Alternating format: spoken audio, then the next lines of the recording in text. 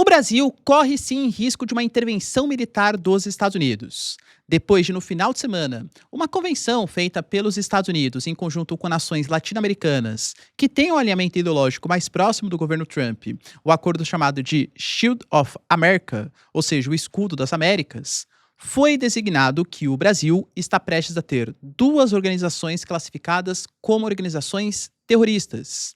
Isso traz uma série de incumbências, uma série de consequências, com a possibilidade de sanções, penas mais duras contra representantes no Brasil e aplicação de regras mais duras pelo Estado americano e, em última instância, a possibilidade sim de uma intervenção militar sem anuência do Brasil. Vai lembrar que o Brasil já está coordenando, junto a representantes americanos, a tentativa de adiar essa legislação, essa proposta, e o Brasil fala em necessidade de defesa contra a possibilidade de invasão estrangeira. Será que, de fato, o Brasil vai se posicionar enfaticamente, de maneira contundente, contra os Estados Unidos nesse assunto? Se vocês querem entender um pouco mais sobre esses assuntos, e muito mais também sobre geografia, geopolítica, atualidades, política, polêmicas, enfim. Tudo para você se manter sempre bem atualizado. Já se inscreve no canal, deixa seu like e compartilha esse vídeo, que eu, professor Ricardo, conto muito com a sua ajuda. Belezinha? Para quem não sabe, a Nômade, maior e melhor conta internacional do Brasil, está oferecendo para você nesse mês de março a possibilidade de ter 5% de cashback na sua primeira conversão cambial, primeira compra de dólares, limitada a $40. Cara, baixa o aplicativo, é de graça, é sensacional, as menores taxas do mercado e me conta depois, tá? Eu tenho certeza que você não vai se arrepender com o tanto de benefício gratuito que a Nômade te oferece. QR Code na tela, link na descrição, tem acesso à maior e melhor conta internacional do Brasil. Bom, galera, como eu falei para vocês na introdução, de fato, o governo americano, eu não vou fazer um vídeo tão detalhado sobre esse encontro, porque ontem à noite eu gravei justamente isso para vocês, o encontro Shield of America, o escudo das Américas. O governo Trump, junto a outras 12 nações, criou um grupo que pretende combater os cartéis e os grupos de crime organizado aqui na América Latina, principalmente com a atuação do narcotráfico. Já falei para vocês que se for com anuência dos países, a gente consegue compreender. Porque você pega, por exemplo, o Equador, teve um aumento muito grande, principalmente pós-2020, bem como o Chile. Até o Chile, hein, conhecido pelo seu excelente IDH, qualidade de vida frente aos parceiros, aos pares latino-americanos, também teve um aumento da atuação desses grupos. Na Argentina também, na região do Rosário, no Brasil também, no Peru, na Colômbia, na Bolívia, então nem se fala. Ou seja, é de fato um perigo. E os Estados Unidos estão utilizando essa justificativa, junto com a doutrina Durrell, o corolário Trump, para aumentar suas ações ofensivas. Fez parceria militar com o Paraguai, que permite a instalação de militares no território. Fez acordo também com o Equador e operações militares para combater os cartéis já começaram no país. E a ideia, segundo o próprio presidente americano, é realizar ações ofensivas contra esses grupos, com a concordância ou sem anuência do país que cedia esses grupos organizados. E é aí que mora o problema. Os Estados Unidos podem fazer isso? Sim, se esses grupos forem designados como grupos terroristas. Falei para vocês que no México corre-se o risco porque existem uma série de grupos que caem, né, nessa questão, ou seja, grupo terrorista segundo os Estados Unidos. A Colômbia corre esse risco. 2 países superpopulosos e que não foram convidados, e que o Brasil, inicialmente, apesar de também ter a presença desses grupos, não corria esse risco tão grande. Tanto pela importância que o Brasil representa, o Brasil tem um peso muito importante na América do Sul, quanto porque não existia designação de grupos terroristas aqui no Brasil. A grande questão é que a mídia está divulgando que o Marco Rubio está coordenando para fazer com que, sim, a classificação de FTO, Organização Terrorista Estrangeira, seja adequada também a 2 grupos brasileiros, o PC da capital e o C vermelhinho, sabe o que eu estou falando, né? Segundo os Estados Unidos, para ser incumbido como um membro da FTO, você precisa ser uma organização estrangeira, cumpre esses requisitos, engajar em atividade terrorista. A grande questão é que o Brasil classifica terrores, enfim, como uma coisa, os Estados Unidos como outra, é uma diferença de ideias, e também representar ameaça à segurança dos cidadãos ou à segurança nacional dos Estados Unidos. Como esses grupos eles são transnacionais e representam também algum tipo de influência, coordenação, não diretamente só, mas também indiretamente por meio de outros grupos, com cidadãos americanos, com empresas americanas, com ligações econômicas dos Estados Unidos, com agentes que atuam no Brasil, atuando também na Flórida. É fato, né? Isso pode representar algum tipo de ameaça à segurança nacional dos Estados Unidos. Então, para os americanos, cumpre os três requisitos. A grande questão é que esses dois grupos, para o Brasil, não cumprem esses pré-requisitos. O Brasil classifica como organização criminosa, não exatamente como terrorista. Por quê? A grande diferença, segundo o Brasil, é que para ser classificado dessa maneira, tem que ter algum tipo de motivação ideológica. Então, xenofobia, religião, ideologia política ou algum tipo de preconceito. O Brasil entende que fazer uma espécie de um Estado paralelo, mas por uma motivação econômica ou de domínio territorial, é crime organizado, mas não é terrorismo, são coisas diferentes. Professor, temos que mudar a legislação. Eu acho que existem pontos muito positivos de você mudar e pontos que são um pouco complicados para a soberania nacional. Quando você enquadra esses grupos, né, criminosos como grupos terror, tranã, isso faz com que a Justiça Federal ou a Polícia Federal possa intervir de maneira mais significativa, as Forças Armadas do país também possam fazer algum tipo de intervenção, torna crime inafiançável diferente de associação criminosa, entre aspas, comum, que as penas elas são menores, você consegue levar a cabo a Receita Federal e fiscalizações federais para ver a movimentação financeira dessas organizações, ou seja, facilitaria investigações, punições mais severas para grupos que, de fato, deixam parte do Estado brasileiro na mão de estados paralelos. Então tem essa parte positiva. Mas, ao mesmo tempo, segundo algumas autoridades, federalizar o processo talvez não cumpra o objetivo de fazer com que os grupos sejam de fato investigados e punidos, e abre precedente para que outros países, a exemplo dos Estados Unidos, também enxerguem essas organizações assim. Se a legislação americana permite intervenção estrangeira sem anuência, caso os americanos assim considerem, claro que isso coloca em risco a soberania do nosso território. Segundo os Estados Unidos, classificando dessa maneira a possibilidade de intervenção estrangeira, fica proibido fornecer qualquer tipo de apoio material para pessoas ou empresas que compactuem com esses grupos.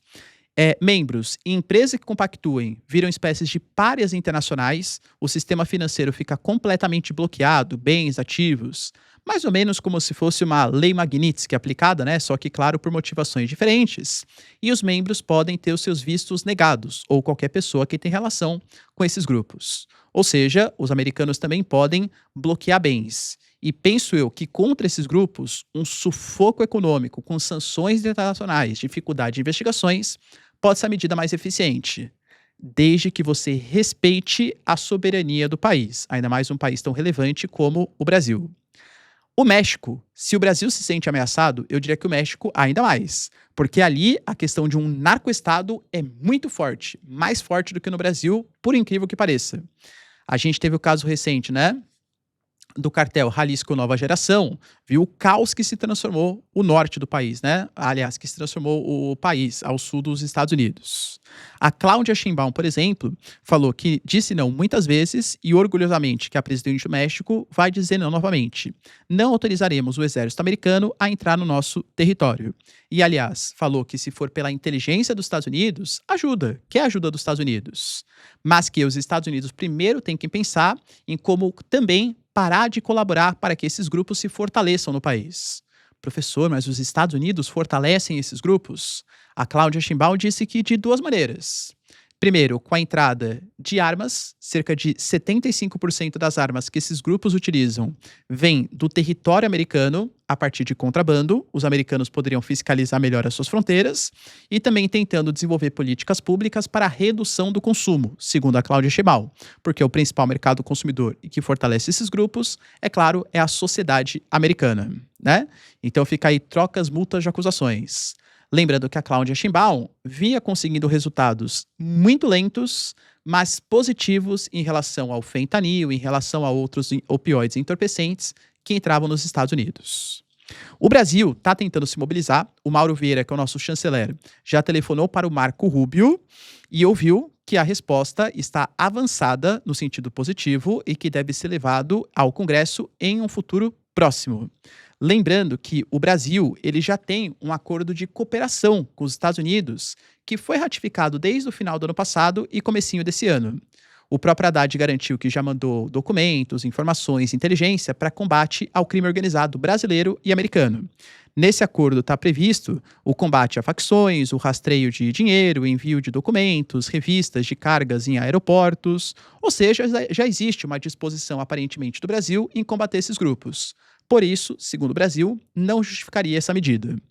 Lembrando, mais uma vez ressalto, que o Brasil é extremamente relevante. Temos um processo eleitoral próximo, independente de questões políticas internas. Meu canal é de geopolítica, né?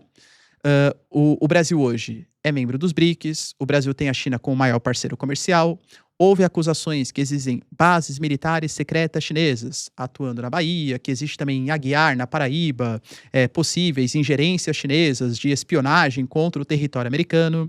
O Brasil é a segunda maior reserva de terras raras do mundo e pode ser uma alternativa à China, mas o Brasil está disposto a receber tecnologia para fazer algum tipo de acordo de cooperação. Ou seja, o Brasil é muito estratégico para os Estados Unidos, que querem afastar a influência chinesa da América Latina. Como eu trouxe para vocês, professor, você acha que isso representa que o Brasil vai sofrer algum tipo de intervenção militar estrangeira? Não acho. Mas acho que pode ser utilizado como instrumento de pressão política.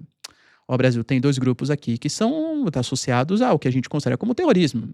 Vocês vão deixar ele atuar? Então, se vocês não assinarem um acordo de terras raras, se vocês não afastarem a influência chinesa, se vocês não aceitarem possibilidade de ação militar americana no território de vocês, pode ser que a gente desconfie que vocês estão cooperando também, que vocês também são um narco-estado. Então, vocês devem ser combatidos pelas forças americanas. Acho que é muito mais no sentido de um instrumento de pressão política do que uma intervenção militar. Espero que eu esteja certo, né? Vamos aguardar aí cenas dos próximos capítulos. Lembrando que o Brasil ele já demonstra uma certa preocupação.